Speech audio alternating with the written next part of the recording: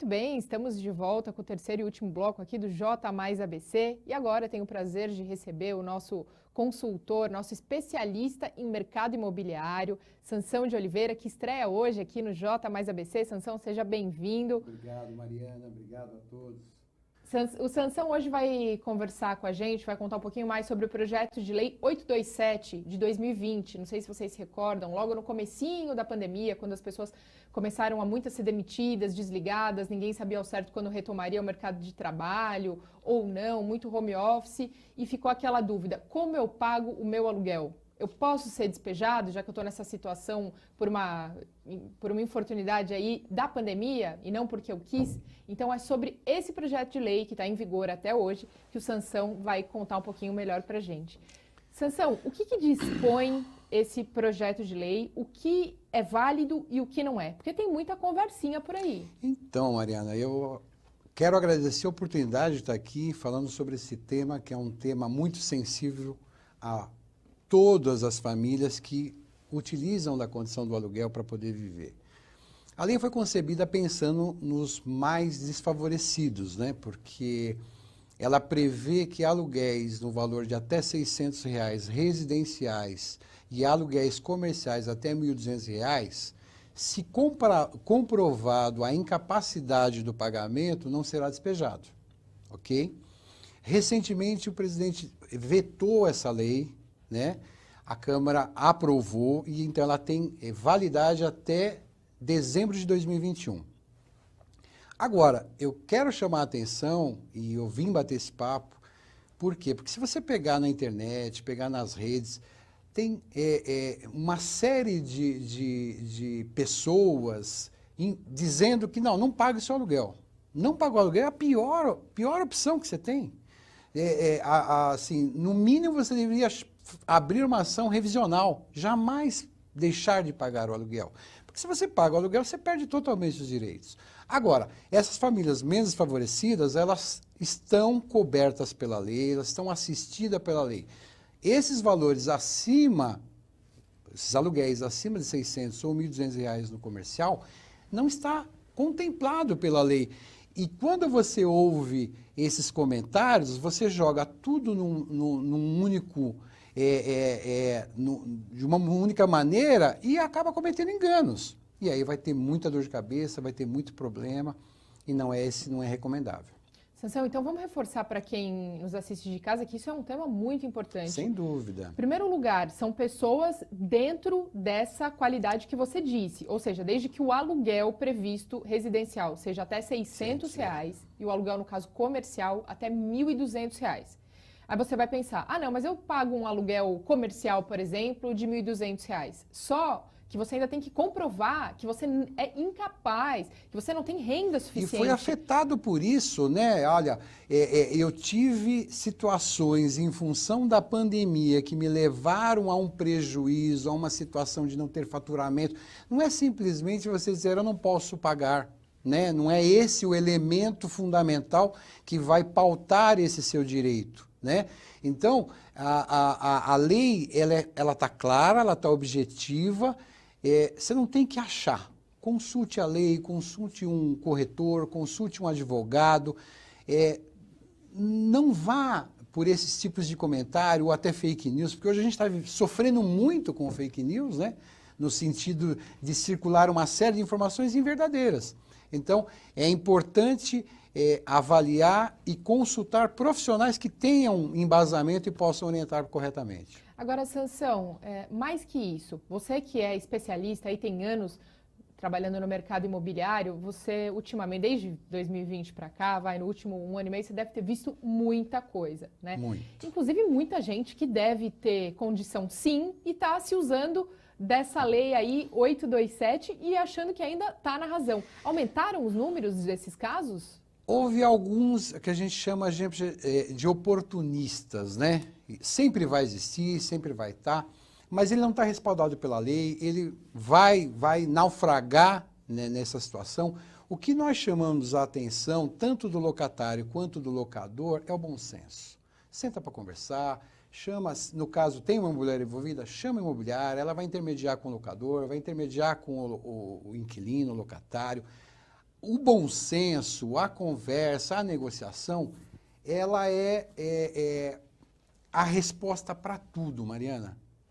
Porque abandonar o achismo e abandonar a situação de você fazer as coisas sem consultar quem conhece é o melhor caminho, é o melhor caminho. Sansão, e aquela pessoa que resolveu cortar, aí pular uma etapa, não falou com o corretor, não falou com a imobiliária, tratou diretamente com o proprietário e agora está tendo uma resistência por parte do proprietário, ou de repente muitos proprietários, ou pode ser o caso inverso também, ou de repente muitos inquilinos simplesmente saem do imóvel e deixam lá uma dívida pendente e somem e esse proprietário não consegue mais acionar, ou até mesmo esse proprietário se torna extremamente intransigente e não quer conversar e não tem esse mediador.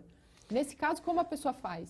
Não, eu diria que o mediador é a própria lei. Você tem a Lei 827/2020 que criou essa condição em função da pandemia, mas você tem a Lei do Inquilinato que protege efetivamente, já falo, lei do inquilinato, é para o inquilino, ela está voltada para ele, tem uma série de deveres e direitos que está respaldado. Não há possibilidade de ele não ter acesso a isso. É evidente que ele vai ter que contratar um advogado e acionar os meios legais para que isso seja resolvido. Mas ele não está sozinho, ele vai ter respaldo, eu não consigo enxergar a situação que ele não consiga resolver. Se ele tiver a capacidade ou alguém que o ajude para fazer essa intermediação, e essa mediação vai ser mais fácil. Mas se não tiver esses dispositivos, a lei o protege. Isso com certeza. Sansão, outra coisa importante, outro dado importante que você trouxe aqui no começo da nossa entrevista é que esse projeto de lei 827, ele está válido apenas até dezembro desse ano. Até dezembro. Ele está tramitando para virar lei, mas a validade efetiva dele até dezembro de 2021. Então, quer dizer, nada garante que esse inquilino, de repente, que hoje está contemplado dentro desse projeto de lei, quer dizer, tem mais 2 meses aí apenas. E assim, na verdade, a garantia em primeira instância é a honestidade. Ele precisa realmente estar vivendo essa situação, ele precisa realmente ter perdido a capacidade financeira de honrar com aqueles compromissos. E aí, independente da lei, esse contato locador com locatário vai encontrar um caminho, porque o locador, por sua vez, também não vai querer deixar isso levar para a justiça.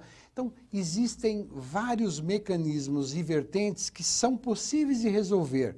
O que não é ideal e nem indicado é deixar simplesmente de pagar. Porque, inclusive, a lei prevê que você você pode fazer essa negociação e documentar ela até por e-mail, até por aplicativos de WhatsApp. Ela abriu esse precedente para que se resolva isso da melhor maneira possível. Essa é a ideia. Tá? Sansão, com todos esses seus anos aí no mercado imobiliário, estou procurando algum local para alugar ou algum local para comprar. Sempre melhor procurar um corretor? Olha, e no nosso programa, a gente está estreando, desculpe até eu estou um pouquinho nervoso, mas eu quero trazer um tema que é a segurança, tá? Segurança no setor imobiliário. Existem N modalidades de golpe, existem N maneiras de as pessoas se aproveitarem do segmento imobiliário para poder aplicar golpes. Então, a ideia é ter um profissional habilitado. Tem o Cresce que vai confirmar, você tem um espaço físico da imobiliária, você tem sites, hoje nós temos uma série de ferramentas digitais que vão comprovar esse profissional, é fundamental. Porque muitas vezes, tem um caso recente agora, vou até dar um spoiler, cliente nosso, nós estávamos com um imóvel, ele resolveu fazer direto, teve um contato direto, alugou, ele tem um galpão. Depois de 2 meses descobriram que era uma quadrilha, estava usando o galpão para roubo de carga. Ele teve uma dor de cabeça absurda. Então, ele não tomou e não tem conhecimento da utilização das ferramentas para você poder fazer todos os checklists para que eu possa alugar o imóvel, né? Então, às vezes, para economizar uma comissão, alguma coisa do gênero, ele passou um processo assustador, porque isso poderia caminhar para um sequestro. Gente, a gente não sabe para onde isso poderia caminhar. Então, o profissional habilitado do Cresce vai te dar um atendimento, vai conseguir colocar todas as condições legais, né, e profissionais para que o processo seja o mais correto possível. Agora, Sansão, aproveitando aqui também, já vou deixar então um terceiro tema engatilhado aí para você. Para que as pessoas entendam também a diferença, as responsabilidades, né, os deveres, aí também da imobiliária e do inquilino. Claro. Né? Então, esse inquilino também tem que saber até que ponto ele pode cobrar essa imobiliária, não Sem achar que dúvida. essa imobiliária ou esse consultor são à vontade, Sim. são advogados ou são... Né, porque, de repente, essa imobiliária, esse inquilino, esse corretor, muitas vezes vira um faz-tudo desse inquilino, né? E não é assim. De certa forma, o que ocorre? O corretor de imóveis, mesmo que ele seja autônomo, ele cria ou deveria criar, e aí você precisa avaliar, você como cliente, se existem ou ele te oferece as estruturas necessárias para que essa operação se complete. Mesmo que ele não tenha o conhecimento, ele vai alocar recursos para que isso seja oferecido. Porque é papel do corretor, é papel da imobiliária trazer todas as ferramentas e os meios necessários para que a negociação do início ao fim seja transparente, completa e eficaz. Esse é o papel do processo. Maravilha, então o Sansão já acabou de mitigar aqui qualquer dúvida minha. Nós conversamos com Sansão de Oliveira, nosso especialista em mercado imobiliário. Obrigada, Sansão. Obrigado a Prazer você, Mariana. aqui. Obrigado a todos que estão nos assistindo. Muito bem, encerramos dessa forma.